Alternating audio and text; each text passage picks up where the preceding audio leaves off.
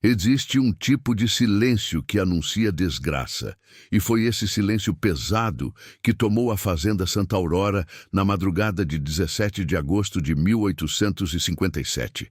O Brasil já carregava mais de 300 anos de escravidão, e nas fazendas do interior de São Paulo, vidas eram controladas por homens como o coronel Baltazar Cavalcante, dono de centenas de alqueires, de 180 pessoas escravizadas e de uma reputação marcada por respeito e pavor. Mas a história não é sobre ele, e sim sobre sua filha Isadora, de 22 anos, criada para ser obediente, silenciosa e cega às violências que sustentavam aquela riqueza.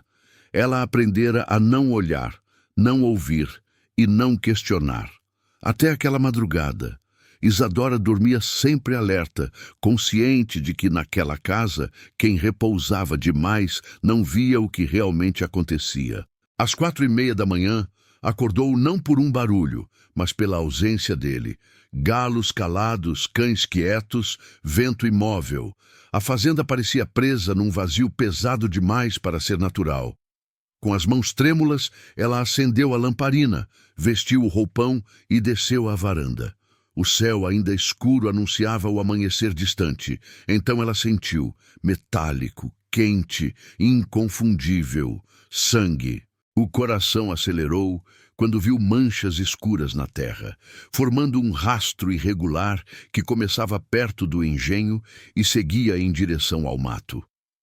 Não eram marcas pequenas, mas grandes, arrastadas, como se alguém tivesse tentado fugir sem forças. Isadora seguiu aquele caminho, cada passo fazendo a respiração ficar mais curta. A lamparina balançava, projetando sombras distorcidas nas paredes do galpão. O rastro contornava o engenho velho e desaparecia no mato alto. Foi então que ela ouviu um gemido fraco, quase imperceptível, mas humano. Ela correu, pés afundando na terra úmida, mãos tremendo, e encontrou um corpo caído, coberto de barro, folhas e sangue. Joaquim. Para entender o choque daquela visão, era preciso saber quem ele era. Joaquim tinha 34 anos, vindo do Congo ainda criança, arrancado da mãe numa noite que nunca conseguiu apagar da memória. Passara 53 dias num navio negreiro, cicatrizes que falavam por si. Vendido 3 vezes até chegar a Santa Aurora, onde tentou construir o que a vida permitia. Era casado com Helena, da cozinha, e tinha 3 filhos: Miguel, de 12 anos, Teresa, 9, e Lucas, 5. Trabalhava desde antes do amanhecer até depois do escurecer. Não era rebelde, não criava conflitos, mantinha uma dignidade silenciosa que todos reconheciam. Justamente por isso encontrá-lo agonizando era tão assustador. Alguém buscara confusão com ele. Isadora se ajoelhou ao seu lado, o roupão sujando-se de lama. Tocou seu ombro. A pele estava fria demais. Joaquim, pode me ouvir? Ele abriu os olhos por um segundo, desesperado, tentando falar sem conseguir. Quando ela puxou o pano que cobria o ferimento, quase perdeu o ar. Um corte profundo abaixo das costelas, carne aberta, sangue escorrendo em borbotões lentos. Não era acidente, nem queda, nem ferida de trabalho. Era golpe de lâmina. Alguém havia tentado matá-lo. Joaquim havia tentado rastejar até ali, deixando o rastro atrás de si. Sozinho, de madrugada, ferido daquela forma, ele buscava apenas uma chance de sobreviver.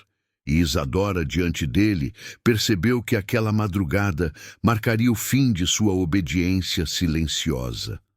Algo tinha mudado, e não havia caminho de volta. O peso que pairava sobre a Fazenda Santa Aurora naquela madrugada era diferente de qualquer outro. Não era a ausência de som, era a presença sufocante do medo. E foi sob esse peso que Isadora encontrou Joaquim ferido e quase sem vida, coberto de sangue atrás do engenho. Ela percebeu imediatamente que alguém havia tentado matá-lo e que, se fosse encontrado pelo coronel Baltazar, seu pai, a execução seria imediata, sem perguntas, sem investigação, apenas violência sumária. Quando Isadora ouviu passos pesados vindo da direção da casa grande, reconheceu na hora. Eram os passos do coronel acordando furioso. Ela sabia que, quando ele caminhava daquele jeito, significava que algo havia fugido do controle. E quando algo fugia do controle, alguém sempre pagava com a própria vida. A fazenda começava a despertar com gritos, ordens e correria. O coronel exigia que todos fossem ao terreiro imediatamente. O peso daquela urgência mostrava que ele estava procurando um culpado. E Joaquim, se fosse visto naquele estado, já estaria condenado sem direito à defesa.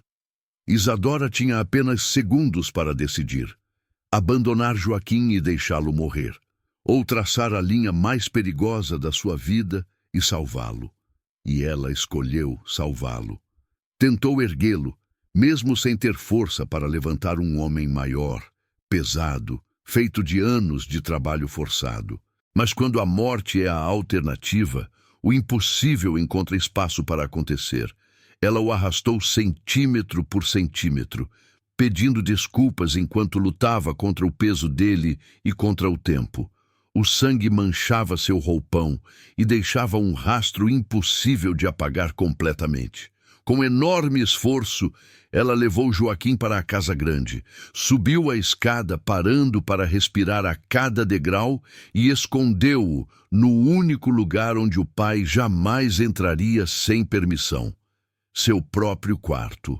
Ela trancou a porta, estendeu uma manta no chão e tentou conter o sangramento com panos que se enchiam de sangue em segundos. Lá fora, o coronel incendiava a fazenda com sua fúria, interrogando, berrando e espalhando pânico entre todos. Quem fez isso?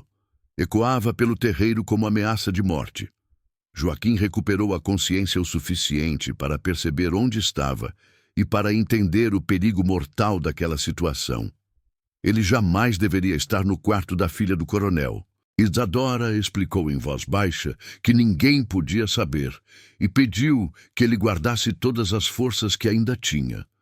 Embora não tivesse treinamento para cuidar de ferimentos graves, ela tentava reproduzir o que vira curandeiras da fazenda fazerem ao longo dos anos. A ferida profunda, provocada por uma lâmina afiada, havia desviado dos órgãos vitais por pouco, mas a perda de sangue era crítica e ameaçava sua vida a cada minuto. Enquanto isso, o coronel continuava sua busca frenética. O capataz João Barreto encontrou o rastro de sangue perto do engenho e chamou o coronel, que imediatamente ordenou que todos os recantos fossem vasculhados sem piedade. Como ninguém tinha visto nada, sua frustração crescia, e com ela o perigo para todos na fazenda. Dentro do quarto, Isadora improvisou um curativo com tiras de tecido e conseguiu estancar o sangramento o suficiente para dar a Joaquim algumas horas a mais de vida. Depois o cobriu com um lençol limpo e afastou a cama para projetar sombra sobre o corpo dele, escondendo o melhor da visão de quem entrasse. Sentada ao lado dele, começou a compreender a gravidade de sua escolha. Salvar Joaquim significava desafiar seu pai, o sistema inteiro e tudo o que ela havia fingido aceitar a vida toda. Um som no corredor a fez entrar em alerta absoluto. Passos. Não eram os passos pesados do coronel, mas passos conhecidos, familiares. Era Heitor, seu irmão. Ele parou diante da porta trancada e chamou seu nome com voz baixa, mas firme. Disse que o pai queria saber se ela tinha visto algo, porque marcas de pés pequenos, do tamanho dos dela, estavam perto do sangue no terreiro. Era uma suspeita perigosa que poderia destruir tudo. Isadora respondeu com naturalidade calculada, inventando que havia descido porque achou que tinha ouvido barulho de bicho no galinheiro, mas que não vira nada importante ou relevante. A sugestão de que ela jamais esconderia algo do pai ajudou a convencer Heitor, que suspirou do lado de fora, desconfiado, mas aceitando aquela versão por ser a mais conveniente para todos. Ele sugeriu que, se ela lembrasse de algo importante, deveria procurá-lo antes de falar com o pai, um aviso sutil de proteção. Depois, se afastou lentamente. Quando voltou para Joaquim, ele murmurou com voz fraca que o irmão dela desconfiava da história. Isadora confirmou, mas disse que desconfiança não era certeza e que enquanto isso durasse, ele estaria seguro ali dentro. Mesmo enfraquecido, Joaquim questionou o motivo dela estar arriscando a vida por ele. E Isadora respondeu que estava cansada de ser cúmplice pelo silêncio, que preferia morrer de verdade a continuar morrendo por dentro cada vez que fingia não ver a opressão que sustentava sua própria casa e seu próprio conforto. Joaquim, experiente na leitura de intenções alheias após décadas de sobrevivência, reconheceu a sinceridade da jovem, mas também apontou a realidade brutal. Se o coronel descobrisse, mataria os dois sem hesitar. Ela confirmou que sabia exatamente disso e, ainda assim, escolhia ajudar. Joaquim sorriu de leve, chamando-a de louca, e ela concordou com um sorriso triste. Lá fora, a tensão aumentava minuto a minuto. O coronel revistou a senzala inteira, interrogando cada pessoa com violência crescente. Helena, esposa de Joaquim, desesperada, foi interrogada com brutalidade. Ela chorou, dizendo que não sabia onde o marido estava, o que era verdade. Mas o coronel apertou seu braço com força, acusando-a de mentir para protegê-lo. O medo dela era real. Se o coronel procurava Joaquim daquela forma, algo terrível tinha acontecido. E o peso de não saber se o marido estava vivo ou morto fazia sua angústia crescer a cada segundo. A fazenda agora estava dividida entre medo e caos. O coronel, tomado pela necessidade de retomar o controle, ordenava que tudo fosse revirado sem exceção. Os trabalhadores estavam apavorados, cada resposta negativa aumentando o risco de punições arbitrárias. Mas ninguém encontrava Joaquim porque ele estava no local menos imaginável de todos, o quarto da própria filha do coronel. Enquanto isso, Isadora, em silêncio absoluto no quarto, cuidava de Joaquim como podia, consciente de que o menor ruído, a menor descoberta, seria o fim para ambos. Ela estava diante do maior risco de sua vida, e Joaquim também, mas sabia que não havia mais volta. A escolha estava feita. Agora restava enfrentar as consequências de desafiar o homem mais poderoso e mais temido da fazenda. Os filhos de Joaquim observavam de longe o caos que se espalhava pelo terreiro, abraçados, tentando encontrar coragem em meio ao pavor sufocante. Miguel, o mais velho, segurava Teresa e Lucas, esforçando-se para parecer forte, embora suas mãos tremessem sem parar. Teresa chorava baixo, tentando não fazer barulho para não chamar atenção, enquanto Lucas, ainda pequeno demais para entender a gravidade, sentia apenas o medo pesado no ar. Miguel repetia, mais para si mesmo do que para os irmãos: "Mamãe vai ficar bem, pai vai aparecer." Mas ele sabia que, naquela fazenda, nada terminava bem quando o coronel explodia daquele jeito. Enquanto isso, o capataz João Barreto observava tudo com uma expressão que tentava parecer neutra, mas falhava miseravelmente. No olhar dele havia nervosismo crescente e culpa evidente. Heitor, que observava tudo de longe com atenção aguçada, percebeu esses sinais imediatamente. O capataz olhava para o engenho com insistência estranha, como quem sabia mais do que dizia e temia ser descoberto. Cada vez que alguém mencionava Joaquim, João desviava o olhar por um instante, um detalhe mínimo, mas revelador para quem sabia ler pessoas. Heitor crescera em um ambiente onde mentir era uma forma de sobreviver e, por isso, reconhecia os tiques e as máscaras alheias com facilidade. Decidido a investigar, Heitor se aproximou do capataz com cautela calculada. Perguntou se ele tinha visto algo na noite anterior. João respondeu rápido demais, afirmando que dormira a noite toda sem interrupções.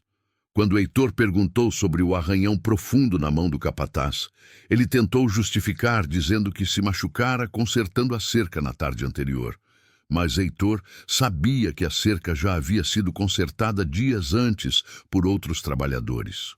João se enrolou na mentira, contradizendo-se, e Heitor percebeu que ele escondia algo sério e perigoso. Sem provas concretas, restava-lhe a desconfiança.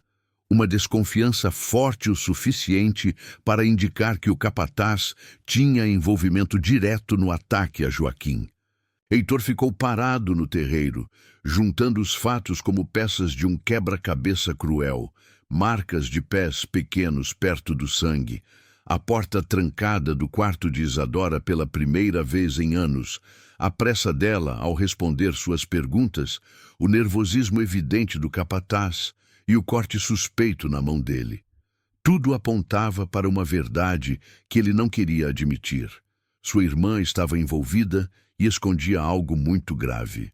Ele olhou para a janela do quarto dela e sentiu um aperto no peito, pressentindo que ela tinha se colocado num caminho sem volta e extremamente perigoso. Dentro do quarto, Isadora cuidava de Joaquim minuciosamente. Ele estava fraco demais para segurar a caneca sozinho. Então, ela o ajudou a beber água, sustentando sua cabeça com delicadeza. Joaquim tossiu algumas vezes, mas conseguiu beber um pouco. Assim que o deitou novamente no chão, ele murmurou com a voz embargada sobre seus filhos e sobre Helena. O desespero dele não era pela própria vida, mas pelo sofrimento que sabia que a família enfrentava naquele momento sem compreender o que havia acontecido. Isadora sentiu o coração apertar, pois não tinha como mandar recado ou confortá-los sem colocar todos em risco mortal. Tudo o que conseguiu oferecer foi uma promessa que ela mesma sabia que talvez não pudesse cumprir, que ele voltaria para a família. Joaquim, conhecedor profundo das injustiças daquele sistema, disse que ela não podia prometer aquilo com certeza. E ainda assim, ela repetiu com firmeza que tentaria o impossível. As horas avançaram lentamente, cada minuto parecendo uma eternidade. Isadora permaneceu ao lado de Joaquim infatigável. Limpava o ferimento, trocava os curativos, o ajudava a beber água e o mantinha consciente através de conversas. Ela temia deixá-lo dormir por causa das histórias que ouvira sobre pessoas que, após perderem muito sangue, nunca mais acordavam. Para mantê-lo desperto, ela o convidou a falar sobre Helena, sobre como se conheceram. Joaquim contou que trabalhava no campo e ela na cozinha, e que se aproximaram quando ele quebrou a mão em um acidente grave no engenho. Helena cuidou dele a noite inteira, e ali, naquela vulnerabilidade compartilhada, ele soube que ela era o alicerce da sua vida. Isadora ouviu com atenção, sentindo uma mistura de admiração e inveja por aquele amor genuíno, algo que ela, criada para cumprir papéis e alianças políticas, jamais tivera a chance de experimentar. Enquanto isso, a busca pelo terreiro começava a perder intensidade. O coronel Baltazar percebia que não encontraria respostas facilmente com aquela estratégia. Para retomar o controle e instaurar o medo, convocou uma reunião com todos os trabalhadores da fazenda, forçando homens, mulheres e crianças a formarem um círculo diante dele. Era uma estratégia de intimidação que o coronel conhecia bem.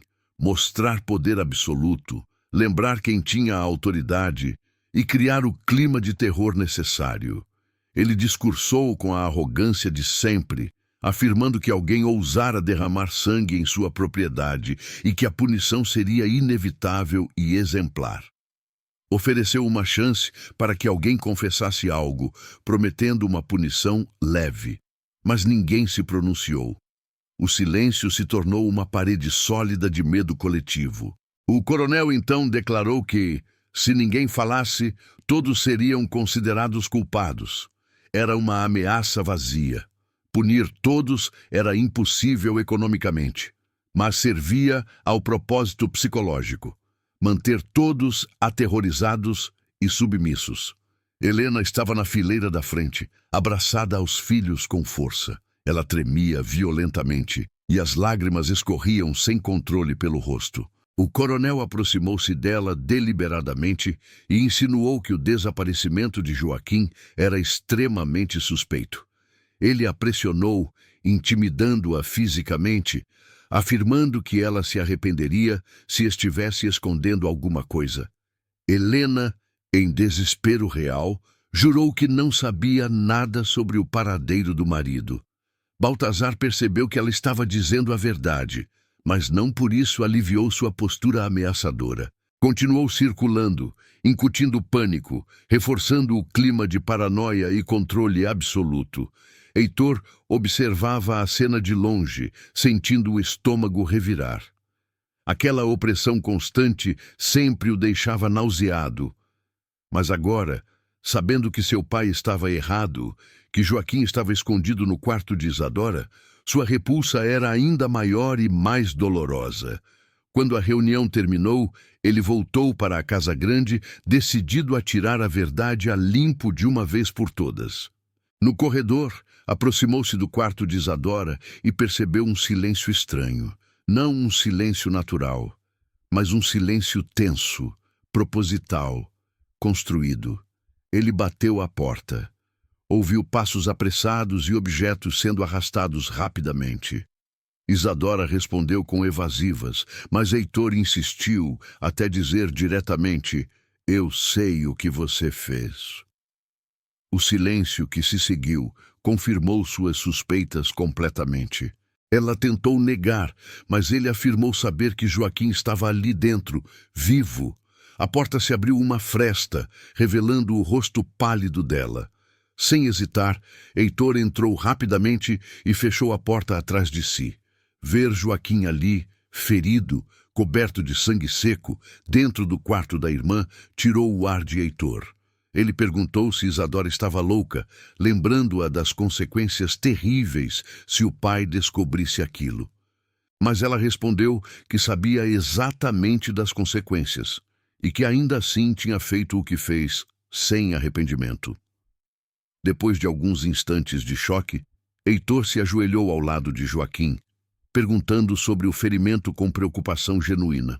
Quando percebeu que Isadora tinha conseguido estancar o sangramento, mas que o risco de infecção era enorme e crescente, ele afirmou que conseguiria ervas e pomadas antibióticas na cidade. Explicou que poderia inventar um corte na própria mão para justificar a compra sem levantar suspeitas desnecessárias. Isadora ficou surpresa com a oferta de ajuda do irmão, mas entendeu rapidamente que ele estava comprometido com aquela decisão agora. Joaquim observava os dois com incredulidade profunda, sem compreender como filhos do coronel poderiam estar lutando para salvá-lo daquela forma. Perguntou o motivo real, e Heitor respondeu que aquilo tudo era errado, sempre tinha sido, e que ele estava cansado de fingir o contrário para manter as aparências. Heitor alertou a irmã de que o segredo não poderia durar muito tempo. Eventualmente, o coronel descobriria a verdade. Ela concordou, mas sabia que, a partir daquele momento, ela e Joaquim estavam presos ao mesmo destino.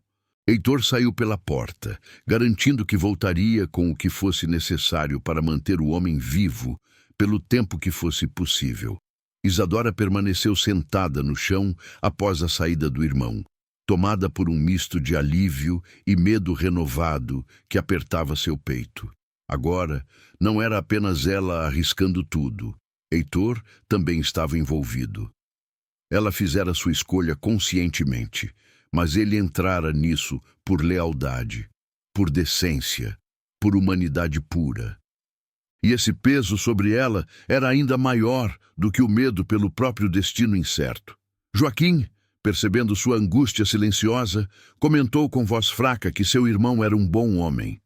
Isadora concordou, confessando que apesar de Heitor sempre ter sido bondoso, nunca encontrara coragem para enfrentar o pai diretamente até aquele dia. Quando Joaquim perguntou se ela sempre tivera aquela coragem, Isadora admitiu que não. Passara a vida inteira cheia de medo paralisante, mas certas coisas, quando vistas de perto, tornavam impossível continuar fingindo que nada acontecera. E salvar Joaquim fora uma dessas coisas que mudavam tudo. As horas seguintes pareciam suspensas no tempo, cada segundo arrastando-se. Dentro do quarto, Isadora permanecia infatigável. Limpava o ferimento de Joaquim com água fervida, trocava os curativos improvisados, o ajudava a beber água e o mantinha consciente através de conversas. Enquanto isso, do lado de fora, a fazenda continuava sua busca inútil por Joaquim. O capataz João Barreto, que carregava culpa real e pesada no coração, tornava-se cada vez mais nervoso. Seus gestos estavam rígidos, sua postura tensa e defensiva. E esse nervosismo crescente logo começou a chamar a atenção de outros trabalhadores. No meio da tarde, João cometeu um erro que mudaria tudo. Foi visto mexendo no paiol sem motivo aparente, e quando alguém perguntou o que fazia ali, respondeu que estava organizando ferramentas. Mas, após sua saída apressada, perceberam que nada estava organizado. Ao contrário, parecia que ele tinha escondido algo deliberadamente. O rumor se espalhou rapidamente entre os trabalhadores. O capataz estava escondendo alguma coisa importante, e naquela fazenda, rumores se transformavam em julgamentos silenciosos muito rapidamente. Quando o coronel soube da história através de um dos feitores, ordenou que João fosse trazido imediatamente à sua presença. Diante do patrão, o capataz tentou manter a postura de sempre, mas o suor na testa denunciava seu desespero crescente. O coronel começou a pressioná-lo com perguntas simples, porém certeiras e diretas. Ao ver o corte profundo na mão do capataz, aquele mesmo corte que Heitor havia questionado mais cedo, exigiu saber a verdade completa. João insistiu na história da cerca, mas o coronel, furioso com a mentira evidente, lembrou que a cerca fora consertada dias antes por outros homens. O capataz começou a entrar em contradição clara. Quando o coronel segurou sua mão e apertou o ferimento com força, João gemeu de dor intensa. A partir dali, a verdade começou a escapar aos poucos. O coronel percebeu sangue seco sob as unhas dele. Sangue que claramente não era de João. Em desespero absoluto, o capataz tentou manter a mentira. Mas quando o coronel gritou diante de todos os presentes, acusando-o de atacar Joaquim covardemente, João finalmente explodiu. Confessou que se sentira desrespeitado por Joaquim e quis dar uma lição nele para mostrar quem mandava. A confissão estourou como um trovão sobre o terreiro silencioso. Mas o coronel não estava furioso pelo ataque em si. Estava furioso porque João agira sem sua permissão expressa. O capataz, dominado pelo medo da punição, revelou tudo, que ouvira Joaquim falando sobre liberdade com outros trabalhadores, que decidira atacar para proteger o coronel de uma possível rebelião, que emboscou Joaquim perto do engenho na madrugada, golpeando-o pelas costas covardemente, que achou que o tinha matado e que, ao voltar mais tarde, percebeu que o corpo tinha desaparecido misteriosamente. Essa revelação abalou profundamente a autoridade do coronel, pois mostrava que alguém agira por conta própria em sua fazenda, desrespeitando sua autoridade absoluta. Ele ordenou imediatamente que João fosse preso e acorrentado. A cena inteira foi observada por Heitor de longe, que correu de volta à Casa Grande para avisar Isadora do desenvolvimento crítico. Ao entrar no quarto, ele contou rapidamente que o capataz confessara tudo. Joaquim sentou-se com dificuldade ao ouvir aquilo, o medo estampado no rosto. Mas havia um problema maior. O coronel ainda não sabia que Joaquim estava vivo, ou que Isadora havia escondido o escravizado dentro da Casa Grande, debaixo do próprio nariz dele. Isadora entendeu imediatamente que era uma questão de tempo, até a verdade vir à tona completamente. 2 caminhos se apresentavam: esconder Joaquim até o pai, descobrir por conta própria, o que resultaria em tragédia certa, ou confessar voluntariamente, apresentando sua versão dos fatos antes. Heitor tentou impedi-la, Mas Isadora estava decidida com firmeza. Disse que só havia uma chance de salvar Joaquim se ela mesma contasse a verdade primeiro. Antes de sair, pediu ao irmão que cuidasse dele enquanto estivesse fora. Quando Heitor perguntou o que faria caso ela não voltasse, ela respondeu que, ao menos, Joaquim ainda estaria vivo, e isso já seria uma vitória. Ela desceu as escadas com as pernas tremendo, mas o orgulho intacto e a cabeça erguida. Encontrou o coronel no escritório. Ele estava tomado pela fúria do confronto com João e não queria ser interrompido por ninguém, mas Isadora insistiu. Disse que precisava falar sobre Joaquim imediatamente. O coronel parou imediatamente. Seu instinto de controle apertou seu peito. Ela revelou, sem rodeios, que Joaquim estava vivo e que ela o havia encontrado ensanguentado, quase morto, e o levado para seu próprio quarto para salvá-lo da morte certa. O coronel congelou completamente. Não conseguia acreditar no que ouvia. Sua filha obediente, silenciosa, criada para não se envolver em nada, havia trazido um escravo ferido para dentro da casa grande, escondido sob o próprio teto dele sem permissão. Ele levantou-se lentamente, olhando para Isadora como se ela fosse uma estranha completa. A cada confirmação que ela dava, sim, ela o trouxera. Sim, sem permissão. Sim, sabendo que poderia ser punida severamente.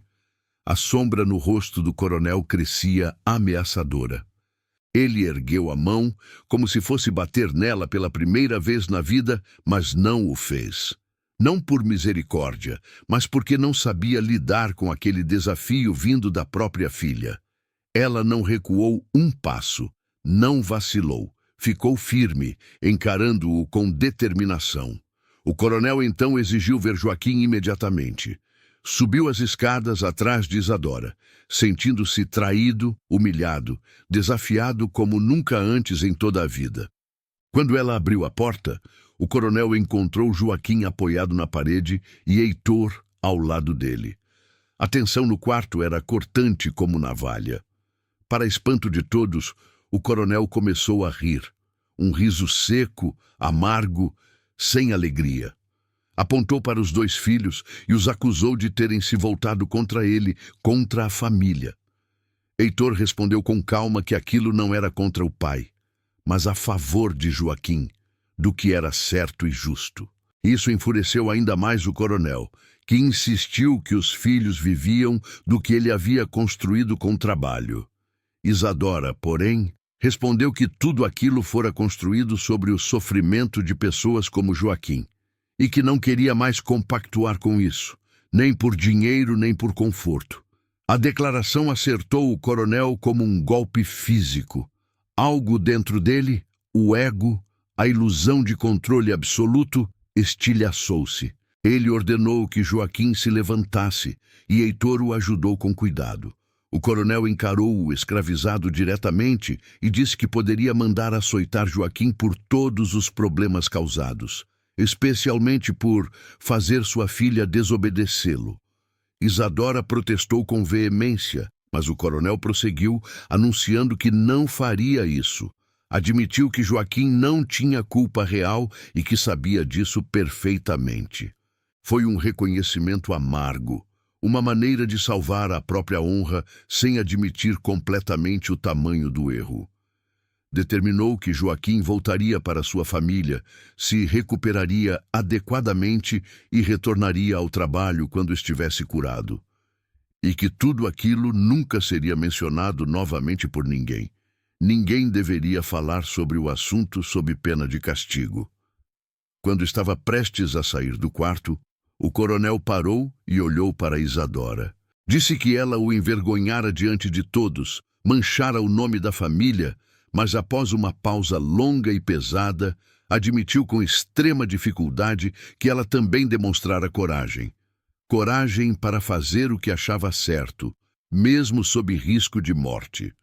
Era a primeira vez que ele reconhecia um valor na filha que não estivesse ligado à obediência cega.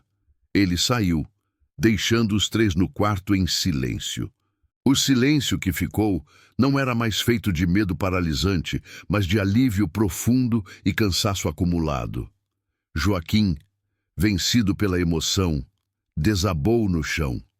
Perguntou com voz embargada se tudo havia acabado de verdade. Heitor confirmou com um aceno. Isadora sentou-se ao lado dele e prometeu que ele voltaria para Helena e para os filhos ainda naquela noite. Joaquim fechou os olhos, deixando lágrimas de alívio correrem livremente. E agradeceu, profundamente, por ter tido sua vida salva contra todas as probabilidades. Nos dias que seguiram a revelação do ataque, Joaquim finalmente voltou para a senzala. Helena o recebeu com lágrimas quentes e abraços desesperados, incapaz de esconder o alívio de tê-lo vivo e inteiro. As crianças, Miguel, Teresa e o pequeno Lucas, agarraram-se a ele com força, como se tivessem medo de que o pai desaparecesse outra vez. Pela fazenda, a história corria de boca em sussurros. Uma sinhá tinha salvado um escravo, desafiado seu próprio pai e colocado a humanidade acima da tradição secular. Não era um final feliz completo, porque naquele tempo finais felizes eram quase impossíveis. Mas era uma história de coragem verdadeira, e coragem, naquelas terras, valia mais do que qualquer promessa de segurança. Durante 3 semanas intensas, Joaquim lutou para se recuperar. Isadora passou esse período visitando-o em segredo, levando remédios escondidos, limpando ferimentos, cuidando para que nenhuma infecção se instalasse no corte profundo. Cada visita era um risco altíssimo. Cada conversa, um ato de rebelião silencioso contra tudo o que ela havia sido criada para aceitar sem questionar. Aos poucos, Helena começou a confiar nela, algo que jamais teria imaginado ser possível. No início, havia uma desconfiança dolorosa e compreensível. Como confiar na filha do homem que os escravizava? Mas a insistência de Isadora, sua dedicação genuína e constante, fez crescer algo inesperado entre elas. Respeito mútuo e profundo. Um dia, enquanto Isadora trocava as ataduras de Joaquim com delicadeza, Helena finalmente fez a pergunta que carregava no coração desde o início. Por que a senhora fez isso?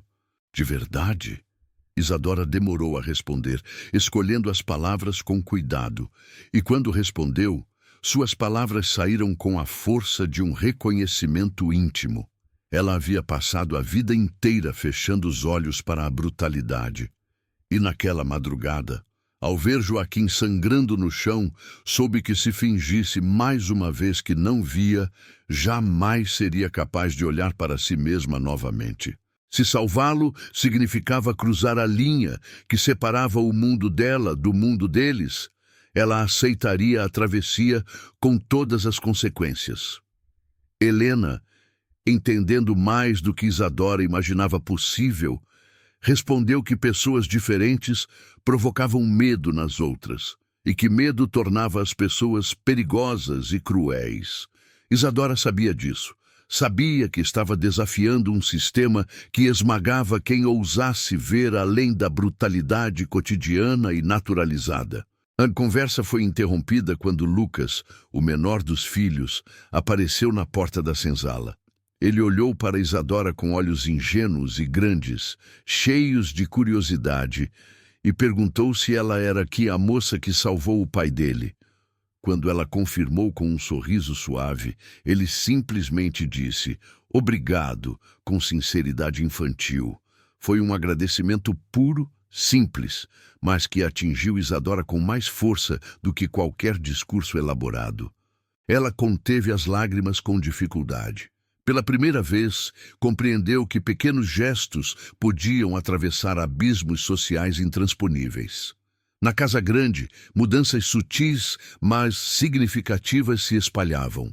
O coronel jamais mencionou o ocorrido abertamente novamente, mas sua postura havia mudado de forma perceptível. Continuava autoritário, rígido, defensor ferrenho da escravidão, mas agora havia rachaduras em seu pensamento monolítico, dúvidas que nunca existiram antes. O sistema, até então inquestionável para ele, começava a mostrar fissuras invisíveis plantadas pelas atitudes da filha. A dúvida brota silenciosa, mas cresce rápida, como o mato que insiste em romper a terra, mesmo quando arrancado repetidamente. Heitor, por sua vez, havia mudado profundamente e de forma visível. O jovem que sempre fora espectador passivo de injustiças começou a questionar o pai abertamente.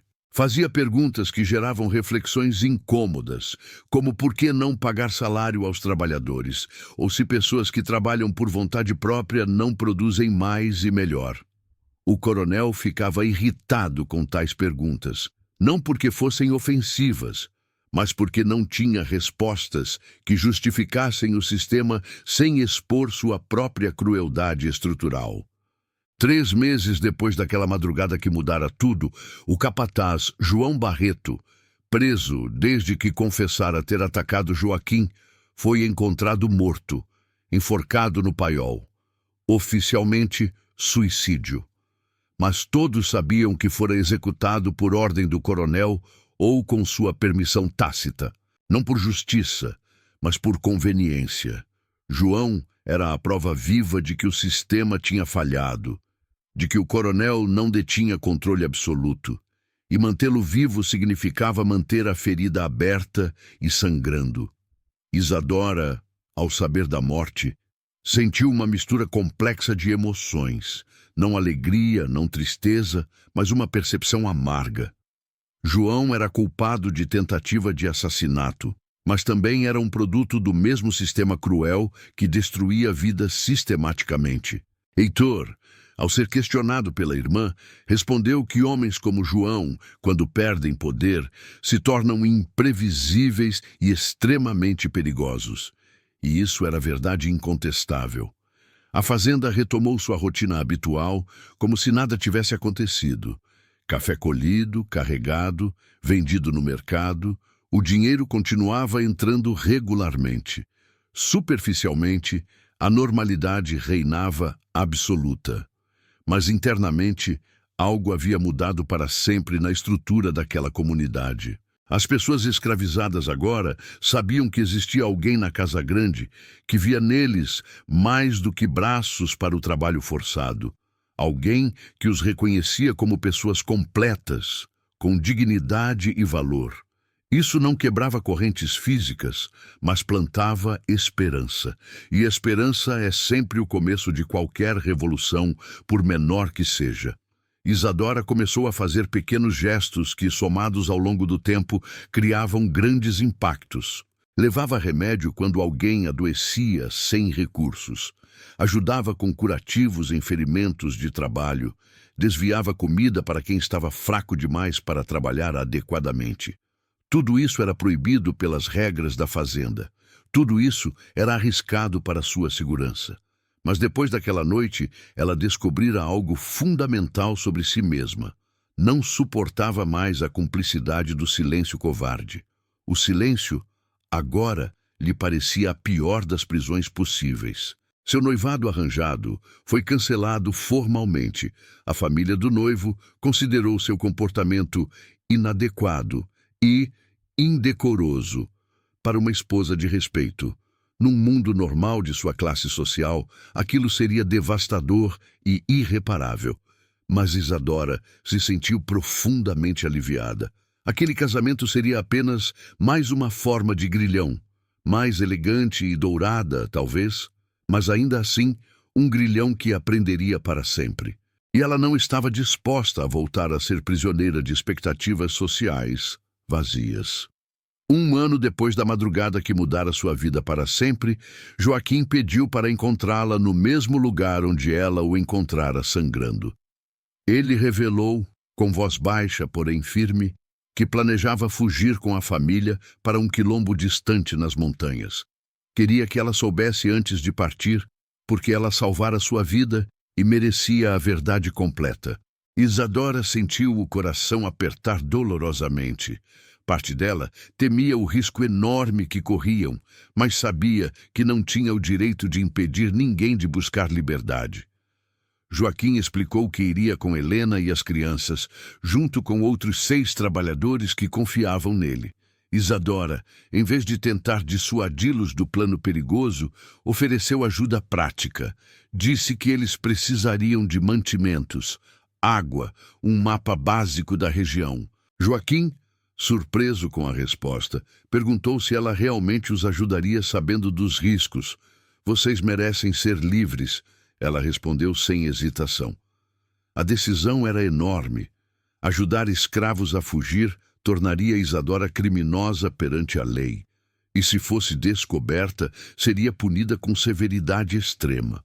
Mas ela já tinha cruzado tantas fronteiras morais que recuar parecia impossível e covarde.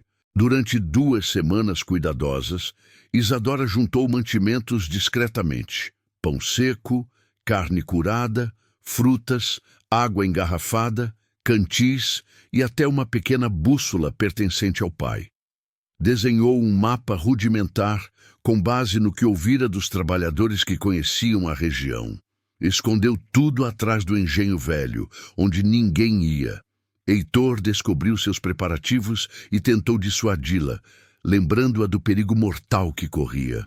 Mas Isadora respondeu que já perdera tudo o que importava naquele mundo: reputação, noivado, futuro social, e que não temia perder o restante se fosse necessário. Na noite da fuga, sob lua nova que escondia tudo, o grupo se reuniu silenciosamente. Joaquim, Helena, as crianças e outros 6 trabalhadores determinados.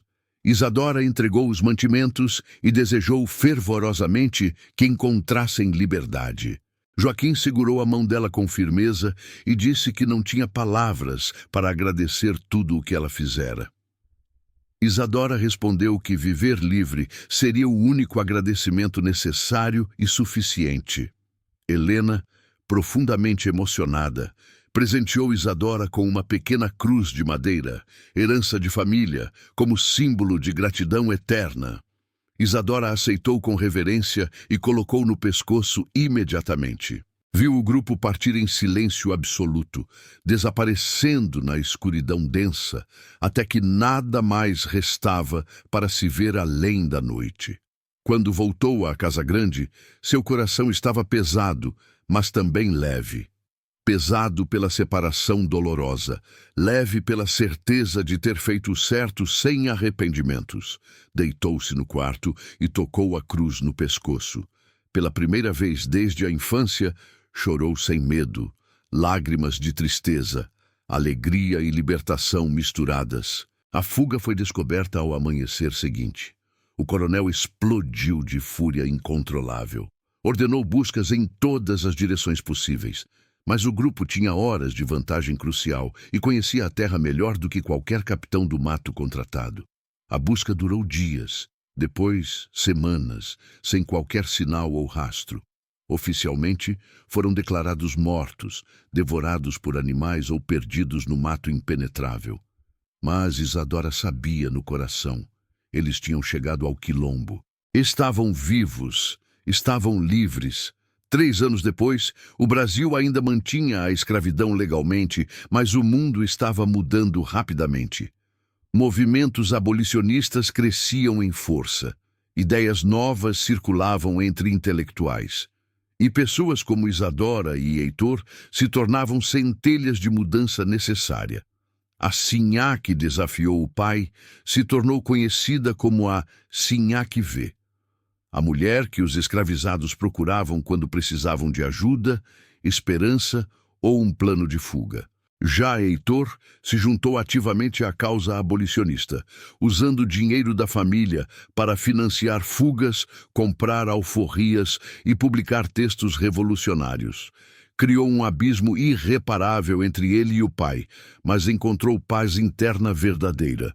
O coronel morreu em 1863, amargo e sozinho.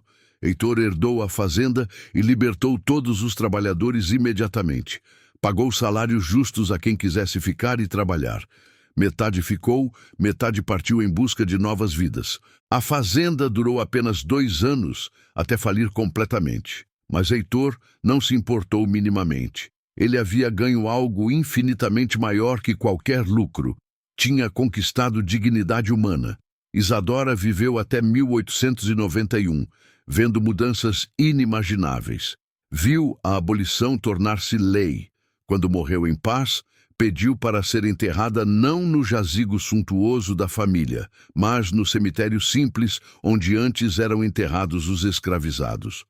Porque ela sabia exatamente de que lado da história queria ficar eternamente. No dia de seu enterro, poucos da elite apareceram, mas Helena estava lá, envelhecida, mas forte. Os filhos de Joaquim estavam lá, adultos e livres. E dezenas de pessoas cujas vidas ela tocou com coragem, compaixão e desobediência sagrada estavam lá, prestando homenagem final. Assim há que escolheu ver e agir, foi lembrada por quem realmente importava. Quando Helena jogou a primeira flor sobre o caixão de Isadora, murmurou: "Obrigada por me ensinar que o mundo pode mudar. Não precisa esperar o mundo mudar. A gente pode ser a mudança." Era a mesma frase que dissera a jovem muitos anos antes, agora repetida como despedida e homenagem, um epitáfio, um legado, uma promessa de que a coragem de Isadora não morreria com ela jamais. Joaquim, que vivera 12 anos no quilombo depois da fuga, morreu livre, cercado pela família que amava. Suas últimas palavras: "Eu vivi. Eu realmente vivi." Eram a prova de que viver vai além de respirar. É escolher, lutar e acreditar que outro caminho é possível, mesmo quando tudo diz o contrário. Mais de 1 século e meio depois, essa história quase se perdeu nos porões esquecidos do tempo. A história oficial raramente registra atos de pessoas comuns, principalmente aquelas que ousaram desafiar o sistema sem jamais receber reconhecimento público. Mas essas memórias sobrevivem nos cantos esquecidos de bibliotecas, em cartas amareladas, em relatos transmitidos de geração em geração. E precisam ser contadas porque lembram algo essencial: sempre temos escolha. Mesmo nos sistemas mais cruéis, mesmo nas circunstâncias mais sufocantes. Sempre há a decisão entre reproduzir o mal ou resistir a ele, entre virar o rosto ou estender a mão, entre preservar nosso conforto ou proteger uma vida. Isadora Cavalcanti não libertou milhares de pessoas. Não acabou com a escravidão sozinha. Não entrou nos livros oficiais de história, mas salvou um homem, salvou uma família. Mostrou que outra rota era possível. E isso, por si só, plantou uma semente, talvez pequena, mas poderosa, das mudanças que viriam depois. Porque transformações não começam com multidões, começam com indivíduos, com escolhas difíceis, com pequenas coragens que se acumulam até se tornarem fortes o suficiente para mudar tudo. Por isso surge a pergunta que ecoa até hoje: o que você faria? Se estivesse no lugar de Isadora, com tudo a perder, arriscaria a própria vida para salvar alguém que o mundo insistia em desumanizar? Essa pergunta é desconfortável, porque nos obriga a olhar para dentro, para nossos próprios silêncios, nossas próprias acomodações convenientes. Mas ela precisa ser feita, porque histórias como essa não falam apenas sobre o passado distante, falam sobre agora. Vivemos em um mundo onde a escravidão ainda existe, não com os mesmos nomes, não com as mesmas correntes visíveis, mas em formas silenciosas: tráfico humano, trabalho forçado, exploração extrema. E assim como Isadora antes de despertar, muitos de nós preferem não ver. Compramos produtos sem perguntar quem os fez. Consumimos sem questionar as condições por trás. Seguimos em frente porque é mais fácil e confortável, não por maldade, mas por conveniência, porque questionar exige desconforto, exige mudança, exige risco. A história de Isadora, porém, nos lembra: coragem não é ausência de medo, é ação apesar do medo, é fazer o certo quando o certo se torna perigoso, É colocar a humanidade acima de conveniência. E talvez seja isso que o mundo mais precisa hoje, não de grandes heróis distantes, mas de pessoas comuns, fazendo escolhas corajosas no dia a dia, salvando uma vida, estendendo a mão, dizendo não quando todos dizem sim. É assim que o mundo muda, não de uma vez só, mas em milhares de pequenos atos de bravura cotidiana. A cruz que Helena entregou a Isadora na noite da fuga ainda existe. Está num pequeno museu em São Paulo, junto com uma carta que Isadora escreveu antes de morrer. Nela, ela revela: não casei, não tive filhos, não construí fortuna, mas salvei pessoas, ajudei pessoas, e quero ser lembrada não como a filha do coronel, mas como a mulher que escolheu ver humanidade onde outros viam propriedade. Esse legado atravessou gerações inteiras, porque cedo ou tarde, todos nós enfrentamos escolhas semelhantes, não com sangue no chão ou vida em risco direto, talvez, mas escolhas entre o certo e o conveniente, entre agir ou silenciar. E quando esse momento chegar, que a memória de Isadora sirva como farol, que lembre que, numa madrugada de agosto de 1857, uma jovem escolheu salvar uma vida mesmo sabendo que poderia perder tudo, que escolheu compaixão quando esperavam obediência, que escolheu coragem quando todos ao redor escolhiam o silêncio cômodo. Se essa história tocou você, deixe nos comentários. A coragem dela mudou tudo. Não é apenas uma frase, é reconhecimento, é convite à reflexão, é um memorial vivo a alguém que ousou ver humanidade num mundo que tentava apagá-la. E se inscreva no canal Correntes e Heranças, porque existem outras histórias como essa, histórias silenciadas, vozes apagadas, coragens escondidas. Histórias que merecem ser lembradas e honradas, porque quando esquecemos o passado, estamos condenados a repeti-lo. Mas quando lembramos, podemos fazer diferente. Podemos ser diferentes. E o mundo só muda assim, uma escolha de cada vez, uma ação de cada vez, uma coragem de cada vez. A madrugada que mudou a vida de Isadora continua ecoando até hoje, lembrando que uma única vida salva pode iluminar gerações inteiras.